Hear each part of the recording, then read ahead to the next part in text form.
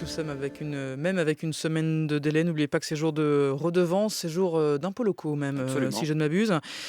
Une redevance qui a longtemps été une taxe pour favoriser qu'il y avait une télévision. Il y a quand même bien longtemps que c'est fini, Thomas. Le compteur est à moins 60 ans. Oui, on revient ce matin en mars 1955. Monsieur préfère le théâtre. Madame préfère la musique. Et les enfants préfèrent les Et variétés. comme un seul poste ne peut recevoir qu'un seul programme à la fois, Monsieur Madame et les ont enfants. bien du mal à se mettre d'accord sur le choix d'une émission. Alors, qu'attendent-ils pour acheter un deuxième poste de radio? Le deuxième poste au foyer ne paie pas de taxes. Il vous faut un deuxième poste de radio.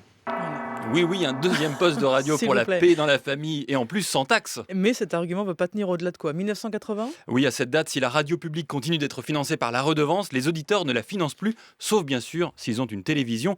Les postes de télévision étant eux assujettis à cette taxe dès 1949, incroyablement tôt relativement à la diffusion de ce nouveau média. On ne compte en effet à cette date, en 1949, que quelques centaines de téléviseurs en France. Mais l'on imagine aisément un développement rapide. Reste qu'au départ, la redevance est imaginée comme un impôt juste. Seuls les plus favorisés, ceux ayant les moyens de s'offrir un poste de télévision, la payant. Et cette conception des choses, on va la retrouver pendant très longtemps. Oui, en 1974, si désormais 8 foyers sur 10 ont la télévision, moins d'1 sur 10 la reçoit en couleur. Ce sont ces privilégiés qui sont alors ciblés. Jacques Chirac, Premier ministre, leur annonce la mauvaise nouvelle.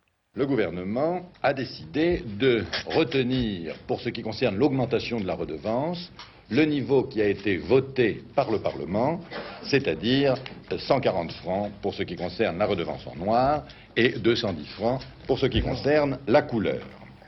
Mais le développement ultra rapide de la télécouleur est tel qu'il faut trouver autre chose. En 1979, alors qu'un tiers des foyers en sont désormais équipés, le sénateur Jean Cluzel a une idée. Certains roulent en R5 et d'autres roulent en 504. Et celui qui roule en 504, celui coûte plus cher que celui qui roule en R5.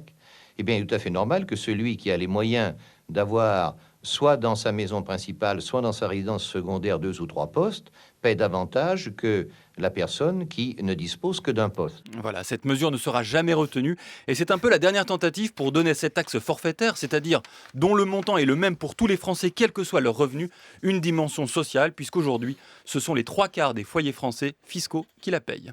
Thomas Negaroff sur France Info.